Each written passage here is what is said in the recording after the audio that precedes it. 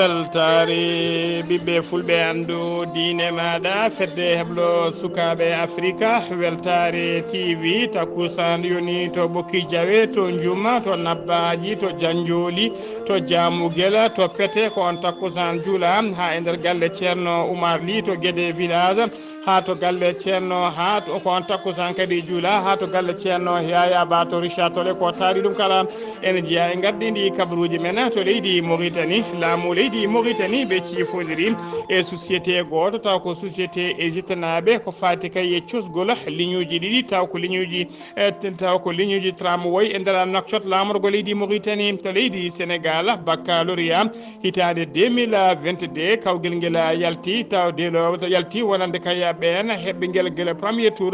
teskama tigui e nder temedere capanɗe nayyi e ɗiɗi ujunere ene fawi temedde jeetere sappo e nayyi candidat wannoɓe kawguel nguel hen capantati e tati ujunere temedde jeegom e capanɗe jeeɗiɗi e joyo ene wayno tan 23 virgule ene wayno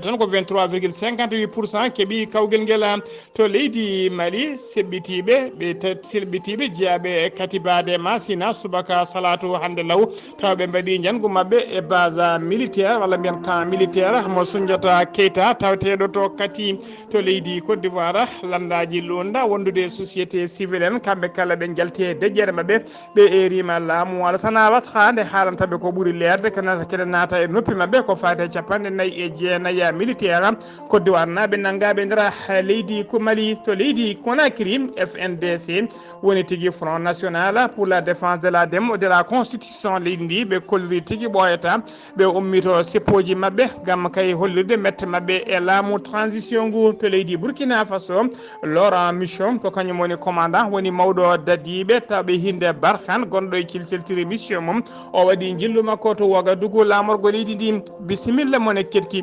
hotondirte joni piren pacciren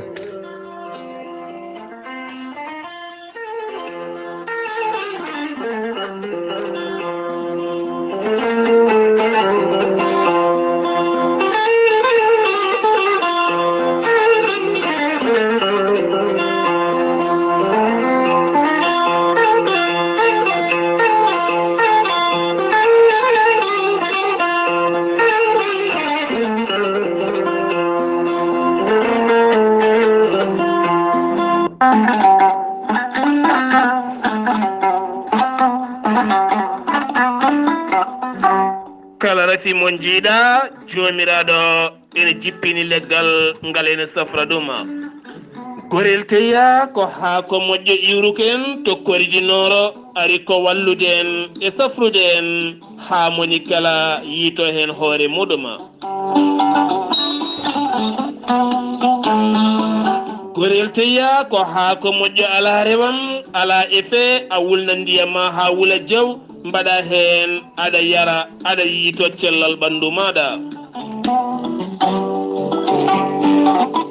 gorel teya ene safra on neɗɗo joguiɗo AVC joguiɗo caɗele cardiaque mo nangata taare caɗele gorago ɓandu jaaɗoru neɗɗo mo ɗaɗi mum donnata ƴiƴam mum koyɗe musoje koppumisoji jaaɗo ha jotte koyɗe mum jokkata en ɗam yahata juma e jama jokkodir e gorel teya joni mbiya alhamdulillah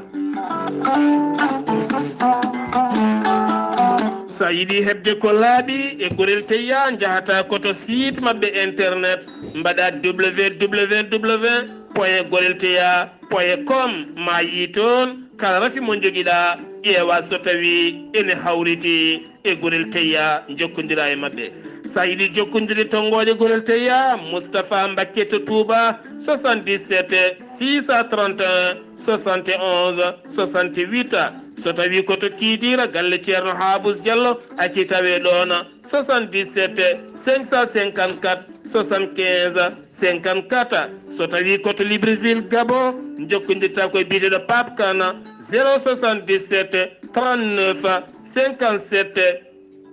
97 so tawi koto New York Abou Sokoral Fouta Business plus 1 347 701 56 77 so tawi koto leydi France Haruna Ngaydo sa jokkodire on numéro kala leydi ndi gonɗa maw totte joɗiɗo ɗon 06 50 99 64 43 musidɓe tedduɓe gorel teyya ko lekki ki jomiraɗo addi beele dañen jaam caforoɗen.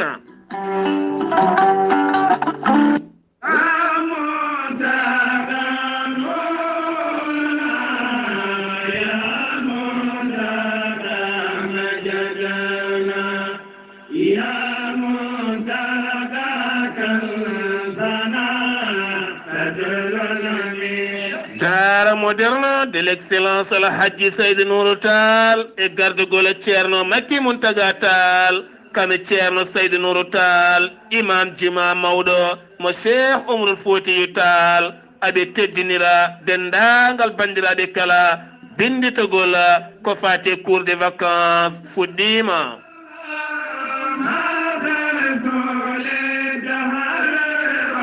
Daara moderne mo Alhaji Seydou Nourou Tall ene andina dendagal bandiraɓe kala saɗa jogui ɓiye aɗiɗi windidemo ko fate cours de vacances oɗo saaha mo gonɗena ɓe gudditi demude mabɓe ha jaaji. Daara moderne mo Alhaji Seydou Nourou Tall ene tintinira dendagal bandiraɓe kala so tawi ko puɗɗogol cours cours de vacances ko sappo e jeeɗiɗi lewru juillet ha fayma capantati lewru septembre. So tawi ko binditogol ko fate bangel année scolaire hitande ujunaɗe nogas e ɗiɗi hitande ujunaɗe nogas e tati fuɗɗima wonande an jiɗɗo ɓiye jangga e duɗal daara moderne mo Alhaji Seydou Nourou Tall.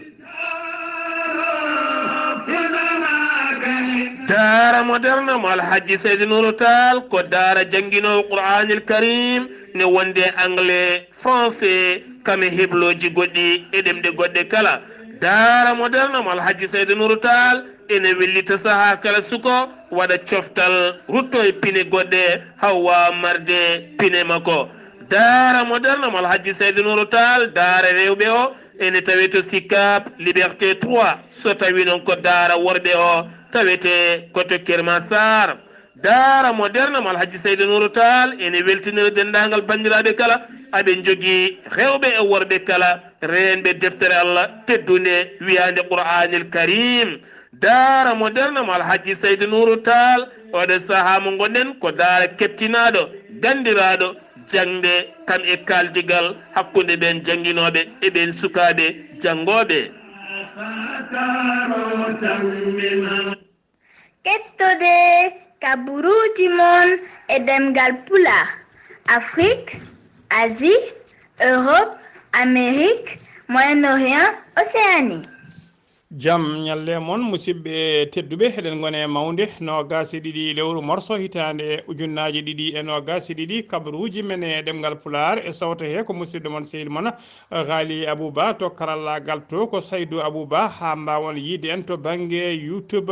ko adi kabaruji men noon eɗen mbiya dendagal bandiraɓe men ne mbatten hakkillaji men no fewi e radio ji men ha tengti noon e radio ji men FM tawateɗi e nder diwanuji men e nder guure men mbatten hakkillaji kadi meɗen e ɓeɗon jaydiyankoɓe e ɓeɗon waɗoɓe animation ngaji tawteɓe e nder ɗiɗon radio ji taw woni dolle mumen e darde men kala ko yidde tintinde on famminde on e yidde weltinde on ɗum noon mbatten mabɓe hakkillaji no fewi mbatten hakkillaji kadi e radio ji he ganden radio koko ñamata radio koko yarata so radio wurnaka wurnata radio noon ko publicité ji wurnata radio ko communiqué ji wurnata radio ko noddede e kala saaha wurnata radio ko ñantede wurnata radio ko gonɗo e radio o hettinede e andinede kadi golle mum ne moƴƴita wona e haalatana habruji men e ɗemgal pulaar to leydi Mauritanie pujarɗen Mokhtar Wula Dahi ko jaagogal kalfinaɗo ko fate cellal aadi mo leydi Mauritanie kanko holliri tigui alkamisa hanki o nogas e goo lewru morso hitande ujunnaji ɗiɗi e nogas e ɗiɗi wonde kay ɓoyata ma leydi Mauritanie ma heɓa hôpital uji nayyi taw ko garɗuɗi jaaduɗi e jamanu ɗina hôpital uji nayyi noon ma tawtu kadi oɗo hôpital gonɗo e gollede joni taw ko hôpital biteɗo roi Salman ibnu Abdel Aziz gonɗo e gollede taw to golle mum gasi ene wawa nawde ha temedde jeetati leeso o holliri noon kadi leydi Mauritanie ene jogui e oɗo saaha joni ene jogui ene faggi woni réserve ko fate médicament ji taw ko médicament ji ɓurɗi hatujinede ne jogui ɗum ene mofti ɗum e nder paabi mum woni e nder dépôt ji mum ko Mauritanie jogui médicament ko ɗo e lebbi jeegom o holliri ɗum gasata wawata gasde ɗo ko adi lebbi ɗo e lebbi jeegom o holliri noon ɗiɗon médicament ji moftaɗi ɗiɓe mbaɗi e dépôt ji mabɓe oɗo saaha joni jaaru muɗum ne qime ha milliard uji jeetati taw ko haalisa uguya o holliri kadi kanko o holliri noon e nder ɗin médicament ji noon hen 90% ko médicament ji taw ko médicament ji ko fate safaruji biteɗi maladie chronique ko wayno diabète en tension e rafiji goɗɗi baɗi noon taw ko médicament ji ɓurɗi wawde hutorede e nder leydi he o waɗi haalande noon koye nder suudu sarɗiyeji to nder suudu sarɗiyeji e saaha kay o huccodirno e sarɗiyeji leydi Mauritanie o haalande ɗon tan o holliri kadi wonde oɗo saaha joni e nder leydi Mauritanie ko jogui kayida biteɗo kanam woni tigui assurance maladie ko jogui ɗum caisse nationale d' assurance maladie ɓe jogui ɗum oɗo saaha joni hitan 2022 eɓe jaaray 1 200 000 personnes woni tigui million e temedde ɗiɗi ujunere neɗɗo joguiɓe oɗon kayida biteɗo kanam taw so jomum ne newna to banggue safruji o holliri noon en 2019 joguino oɗon kayit tan kayit biteɗo kanam e nder leydi Mauritanie kala joguino ɗum ko 603 personnes woni temedde jeegom e yimɓe tato temedde jeegom ujunere e yimɓe tato ko ɗum tan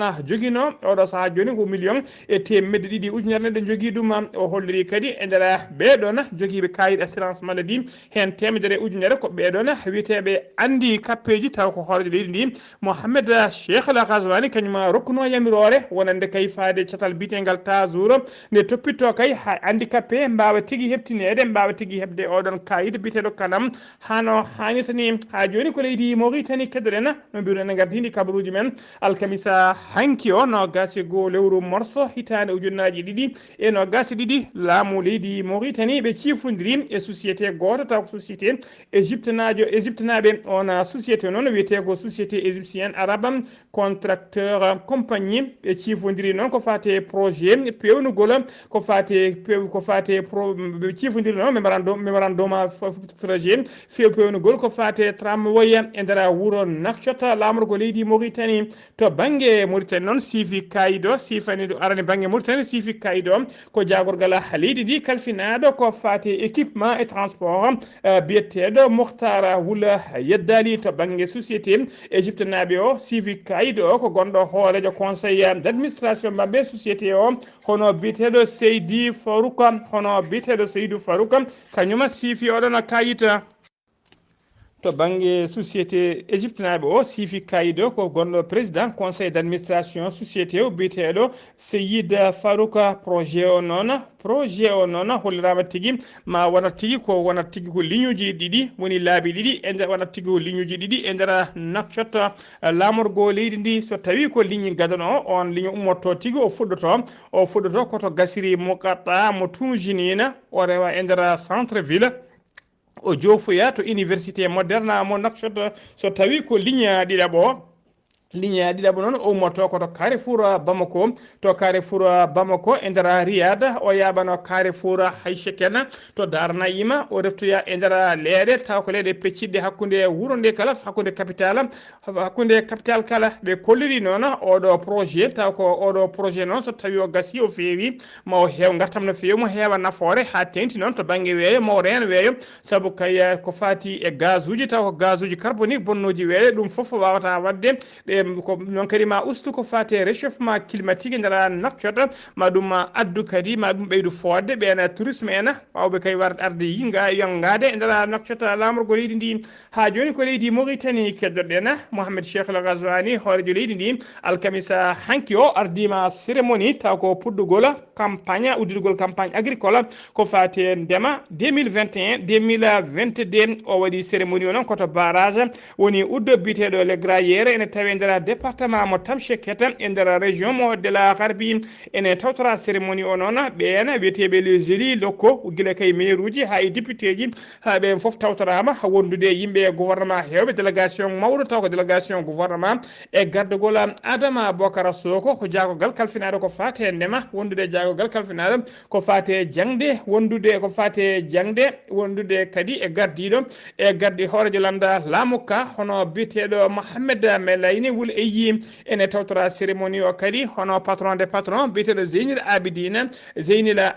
wul Cheikh Ahmed kañum woni président de kañum tigi woni président de patronat Mauritanie e wondude e président du conseil régional ji kewɗi bismaɓe mbawi notitade e gonɗon oɗo cérémonie taw ko puɗɗugol campagne agricole e nder leydi hen ha joni kabaruji men ɗemngal pulaar sono mima to leydi Mauritanie ko to leydi Sénégal paɗen to leydi Sénégal noon e nder jayde witende Sud FM Barthélémy Diaz kañum woni maire mo Dakar o ƴetti toon konngudi noon ɗina konngudi noon o yonnani ɓen fonctionnaire uji taw ko fonctionnaire uji leydi Sénégal won joguiɓe kalisaji ha heewi o holliri noon kala fonctionnaire taw ko milliardaire yo andu ko gujjo o wi ko gujjo saabu kay o holliri noon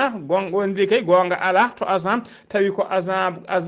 agent taw ko baɗo ko fate mission ngaji contrôle domaine wonta milliardaire ɗon o holliri ɗon goto e fonctionnaire uji so ƴeewama taweɗo jogui fodde 4 ha 5 terrain e ɗum noon jomum firti tan ko gujjo o holliri ɗon kamɓe kala ɓen kay joguiɓe fonctionnaire uji taw ko milliardaire uji kamɓe kala ko wiɓe so tawi noon ɗum ko haali ko fenade ɓe portumo plainte ha joni ko leydi Sénégal keddoɗen Ousmane Sonko ene continue tigi jokki wadde ruuma mum jarribo e nder reedu Fouta o jaɓɓama jaɓɓugal paydungal feewi e nder Matam yimɓe hewɓe noon gaari jaɓɓademo ha to natirde Wuro Sogi e dow lawol faade Matam kanko kala noon e lelde arde kanko kala e janggude arde haɗani o tawi yimɓe hewɓe ne gaari jaɓɓademo dusimo tigi ha to Matam ha joni kabaruji men e ɗemngal pulaar to Diourbel Moustapha Ndiaye ne yara duuɓi 30 ko karolere ko kañum tigi yoɓi fittanu ɓiyuma betnoɗo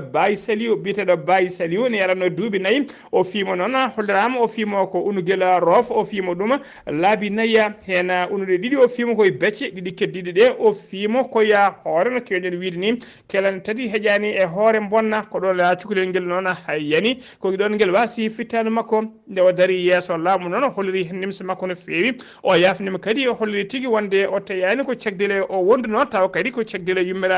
yummiraɗo o ko ono sekanno caggal kay nde yummiraɗo woppimo woppidimo e sukaɓe yeehi wuuro wongo woni toon ko juuti woni le mum laabi kewɗe mo ronki yo artu o yi ha toon gam yidde addu ɗum sali artude wi haaji mum sowa gaste ko ɗon noon felliti kanko ne torlude sukaɓeɓe beele yummiraɗo ne nana so haaɓi ne arta ko ɗum saabi kayen o rewi wadde ɗum ɗon noon ha tigui o rewi amde ha o yalti dingaral ha o yooɓi hen fittandu ngel ɓinguel jaranno ngel e duuɓi 4 ha joni ko leydi Sénégal keddoɗen accident kulɓiniɗo waɗi to nokku biteɗo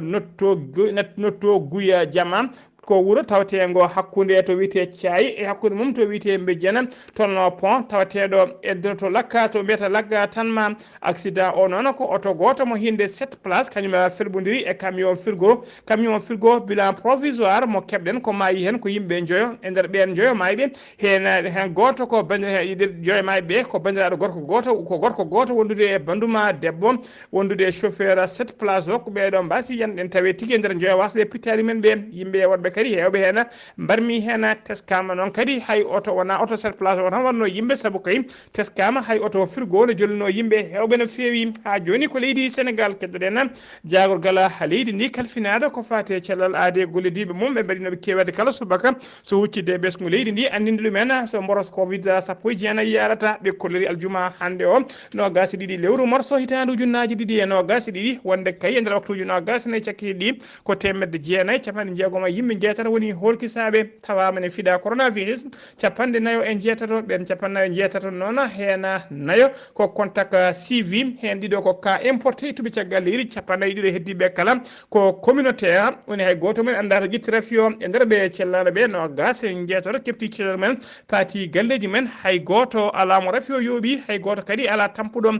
so tawi noon ko dendagal winditiɓe doggol coronavirus tuggi ko rafi o naati leydi ndi faade ɗo saaha joni eɓe jaara 67 jeegom ujunere temedde jeenayyi capanɗe jeetato yimɓe jeegomo so tawi noon ko fuɗɗiɓe hebde cellal heptude cellal men koɓe capanɗe jeetati e nayyi ujunere temedde jeeɗiɗi e capanɗe joyyi yimɓe tato so tawi noon ko doggol wasɓe pittali men ɓe jettima ujunere temedde jeenayyi capanɗe jeegom e yimɓe jeetato ñalawma hande o noon temeddiɗi e capanɗe jeegom e nayyi o neɗɗo ko hedde juuɗe safra woni ka actif taw ko tinnaɓe fiɗaɓe ko wonduɓe coronavirus so tawi ko ƴettuɓe ñakku mumen e nder leydi he kala ɓe jettima 1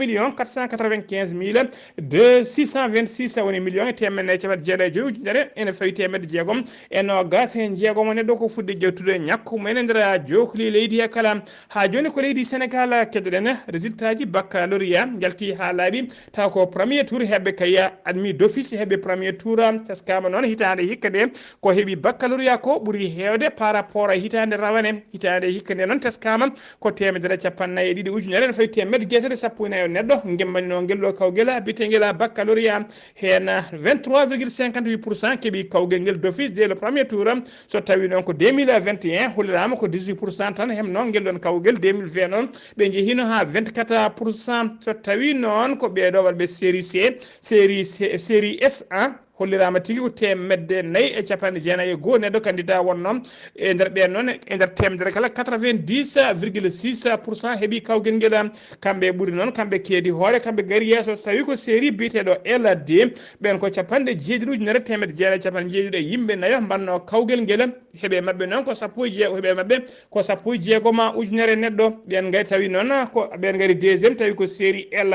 L so tawi ko série L1 kañumen ko capanɗe nayyi e ɗiɗi ujunere candidat wonno kawguel ngel so tawi ko heɓɓe kawguel ngel e nder ɓen capannayyi ɗiɗi ujunere ko temedde ko ujunnaje jeegom e temedde joyi tan foof noon so rendi wonande kay heɓɓe kawguel hitande hikka nde taw ko premier tour ko fuɗɗi heɓde kawguel ngel ɓe jettima capantati e tati ujunere e temedde jeegom e capanɗe jeeɗiɗi e yimɓe joyi woni 33 675 heɓɓe baccalauréat dès le premier tour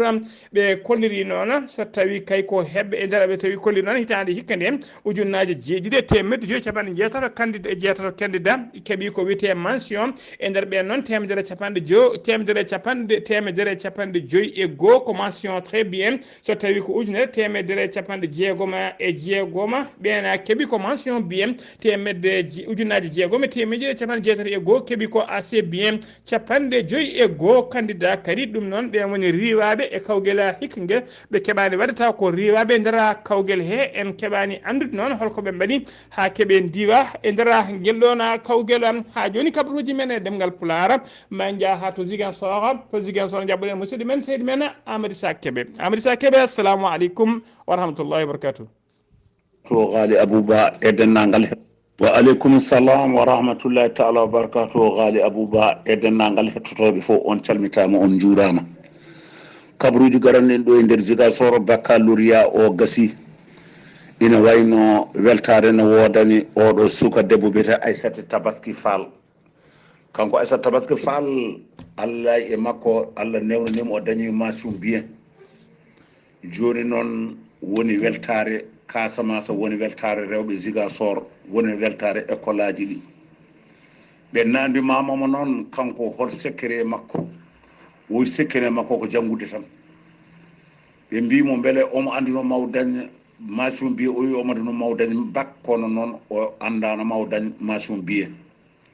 ɓe mbimo joni noon holno waɗi hawo dañiri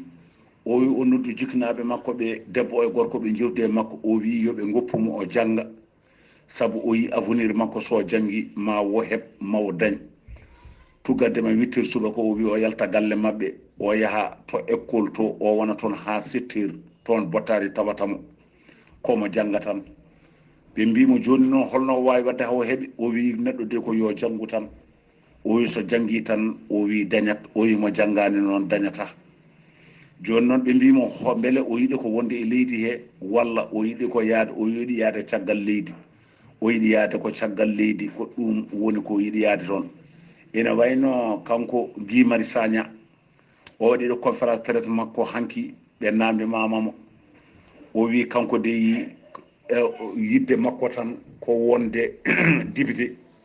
so tawi wuro ngo wotanimo département o wotanimo o wona député o wawa yoltandeɓe hujjaji mabɓe toon so tawi noon o wonani député ina wayno hujjaji mabɓe ɓeeto tan ko yoolade o so woni député o yito assemblée président Macky Sall wawa nanude 3e mandat ha daña ɗum ɗon o haalani yimɓe ɓe ko ɓuuri yawde e yaccade ɗum noon weltare TV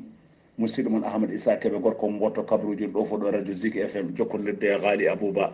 yo Allah hokku en walde e jaam. Allahumma amina Sidi Keɓe sen ummima to Ziguinchor koto leydi Mali paɗen l'opposition woni lundiyankoɓe ɓe leydi Mali wiyete taw ko wiyeteɓe cadre d'échange parti et regroupement politique pour une transition réussie ɓe namdima noon nde Cukel Kokkola Mayiga hoore jagorɗe leydi ndi e mbadi transition nde woppita laamu ha laaɓa nde waɗata démissionné ɓe kolliri noon Cukel Kokkola Mayiga wonde kay foti ko démission de ha laaɓa cagga e nder oɗo gouvernement taw ko gouvernement mo transition ɓe kolliri noon wonde kay ɓe nani ɓe janggi e nder site primature wonde Cukel Kokkola Mayiga ene suuti toon konngude ene haali toon haaluji ɗin haaluji noon ko haaluji ɗi gardiɗo fotani haalde saabu kay puniɗo foti ko ajjade kono noon kanko Cukel Kokkola Mayiga o holliri tigui kamo wonani o holliri noon wade transition kay so transition yiiɗi rewde lawol transition foti wonde ko neutre fotani wonande hay goto walla fotani feññikinade kay walla fotani feññikinade wolɓe wonani walla wallandaji wonani ɗum noon eɓe eri colonel Azimi Koyta so tawi kay ene yiiɗi transition mum lana transition ka costa e dow jaam o foti ko wadde feere ha Cukel Kokkola Mayiga guuriɗo ha yimɓe foftini ɗe ummoto ha laaɓa e gardigo gouvernement de transition ha joni ko leydi Mali keddoɗen subaka aljuma hande subaka law tawateɓe e base taw ko base militaire mo kati hewɓe jarani café ko ɓuuri hewde kadi pinirani jam saabu kay guila 5 heures subaka taw ko ottali guurdi no fewi ɓutti no fewi wandude piyanɗe guurde deggodirɗe kañuma woni ko nana e oɗon ka e détonation mawji mo détonation ngaji mawji no fewi ka mo Soundiata Keita mo kati noon ene tawe 15 kilométre hakkude mum e Bamako yimɓe hewɓe noon namdanoma subaka o holko addi ɗeɗo piyanɗe holko saabi ɗum kono e ngan sanga mo namdila foof wiyanma ko anda moni foof kayne nattini hoore mum gam yidde dandude fittani mum yiyama noon avion ngaji ɗiɗi mbeyi ko juuti e oɗon camp militaire mo Soundiata Keita mo kati hollirama kadi janguji ngu noon fuɗɗori tigui ko otoji ɗiɗi taw ko otoji ɗiɗi mbaɗaɗi tuufaɗi bomboje ha kewi kañumena tigui idi de ragande camp o caggal ɗum noon hollira noon kadi ko piyanɗe guurɗe nanama hen piyanɗe guurɗe ɗon nguɗon noon waɗa oɗon tano noon waɗi tigui koye saaha kay mo Goodluck Jonathan kañum woni médiateur CEDEAO wondira leydi Mali saaha kay mo woni e jillu muɗum o fuɗɗinoma joddade noon e fuɗɗinoma joddade jaagogal kalfinade ko fate gueɗe caggal leydi o joddinoma kadi e yimɓe dawrugol hewɓe no fewi ko aljuma hande o wonno juɓɓude makko joddade e colonel Azimi Koyta so tawi ala ko faali kay ne wawi aljuma hande o ɓe mbawa joddade ha joni ko nder leydi Mali keddoɗen ko ɓoyani ko en keeɓi télégramme noon ko fati kay e communiqué on communiqué noon ko état major général kañumen ɓayyini oɗo communiqué noon ko tonggode capanɗe joyyi ko fati noon e jangu seɓɓitiɓe taw koɓe katibade masina mbaɗi subaka aljuma hande o e base militaire Soundiata Keita mo kati eɓe kabra noon eɓe gandina dendagal opinion national e international kala wonde subaka hande law seɓɓitiɓe jeeyaɓe katibade masina mbaɗi ñangu mumen subaka hande sanga salatu woni 5 heures tawi kadi ko jangu kamikaze woni wari warto ɓe mbari noon ɓe holliri noon ɓe mbaɗi jangu ngu noon ɓe mbaɗiri jangu ngu ko otoji ɗiɗi hambi daka pettoje e bomboje ɓe toɓɓuno noon ko direction matériel e wondude dépôt hydrocarbure des transports des armées woni nokku ɗo ɓe mbiyata DMHTA dadiɓe tawateɓe nder base militaire o mbawi kañumen ƴettude paɗe mumen e petelaji mumen dartadeɓe kay mbawi riwtideɓe haaɓe jatiri ɓawo e oɗo saaha joni la situation est sous contrôle ɓe kolliri noon kamɓe laamu ngu wonde bilan provisoire moɓe kollini e oɗo saaha joni to banggue mabɓe kamɓe mabɓe dadiɓe ɓe hinde fama ɓe mbaranama militaire goto ɓe mbarminanama yimɓe jeegomo tawa kadi ɓen jeegomo barmuɓe hen goto ko civil ɓe kolliri tawi koto banggue seɓɓitiɓe to ɓe mbari wat boni ɓe jeeɗiɗo ɓe nangui kadi sagataɓe jeetato ɓe kettiniɓe matériel kewɗo no fewi eɓe gandina tan population o foof nde deññata hakkillaji mumen gartira hakkillaji men mbawa jokkade haajuji men ɓe ganda e oɗo saaha joni la situation est sous contrôle ko communiqué mo état major de l'armée ɓayyini ko ɓoyani ko ha joni kabaruji men ɗemngal pulaar senumima to leydi Mali ko to leydi Côte d'Ivoire paɗen balɗe sappo hande ko 49 militaire taw ko Côte d'Ivoire naɓe ɓiɗe juuɗe dadiɓe leydi ndi taw ko tumaɓe kay ko mercenaire arnoɓe yidde derguide laamu leydi ndi Côte d'Ivoire naɓe noon hewɓe ha tengti noon e ɓen taw ko jeeyaɓe landaji lunda wondude ɓeɗo witeɓe société civile ɓe kolliri tigui ɓe beltaki haydara e façon kay mo laamu ngu réglata oɗo dossier saabu kay ɓe erima laamu ngu yo haalanɓe ko leeri kene naata e noppi mabɓe koɓe pamata ko fati kay e alhaali ɓeɗon taw ko militaire uji 49 nangaɓe katina kone ko kañum woni porte parole landa wiyeteka PPACI ko landaka Laurent Gbagbo tafi ko ɓoyani ko on noon ko porte parole landaka noon on namdima yo laamu ngu haalanɓe ko leeri ken naata e noppi mabɓe saabu eɗuma jeniɓe no fewi tindeɓe kay wonde koninkoɓe mabɓe fodde 49 militaire nana ɓiile juuɗe taw ko juuɗe ennemi woni tigui juuɗe militaire uji ɓe leydi Séné Mali taw na ɓiile juuɗe mumen tawa haydara ala koɓe gandi hen haydara ala koɓe kumpiti hen ɓe donki andude holko woni gonga hen ene ko woni hen fenani ɗum noon nde laamu ngu hollotaɓe haalantaɓe ko ɓuuri labde ɓe kolliri noon sinno konde jaam hono catala bitengal OIHD woni catala ko fade haqqe innamade nder leydi Côte d'Ivoire ɓe kolliri kay sinno konde jaam e kala saaha ministre uji ine ponno wadde haalande mumen haalana population Côte d'Ivoire naɓe ɓe gandin ɗumen holto haala militaire uji ɗi holto haala ka yarata kono eɓena muuɗi munko tan eɓe ndeeƴi ha joni ko leydi sono mima to leydi Côte d'Ivoire ko to leydi Guinée Conakry paɗen FNDC ko Front National pour la Défense de la Constitution ko catal dariɓe ko fate haɓade e rende kutugnol gala leydi ndi ko catal ɗon herguinoɓe gurdama Alpha Condé ɓe kolliri kamɓene oɗo saaha joni wonde kay alkamisa hanki o en ɓe kolliri wonde ɓoyataɓe ummono seppoji mabɓe e nder leydi hen hollidde mette mabɓe ko fate laamu militaire ɓe kolliri on nguɗo laamu militaire e gardegol colonel Hamadi Doumbouya haydara taw ala ko haali koɓe nana ko fate transition ɓe jiiɗi koko ɓuuri yawde e yaccade yo laamu ngu arte juuɗe civil en photo Burkina Faso paɗen Laurent mission ko kañum woni commandant force Barkane gonɗo cilsiltiri e mission muɗum o waɗi jillu makko noon e yoga e région ngaji tawate ko guuri tawate nder région de Sahel o yettima to Burkina Faso yettima to Burkina Faso to Ouagadougou lamrugo Burkina toon o joddima e ardiɓe leydi ndi e mawɓe koninkoɓe o holliriɓe noon wonde kay ɓoyata o holli noon wonde kay koye mayide lewru août nde ko nden tigui koninkoɓe Barkane ummoto ha laaɓa gasata ha laaɓa e nder leydi Mali o holliri noon ɓeɓe gartu e nder leydi Niger o haali kadi holko saabi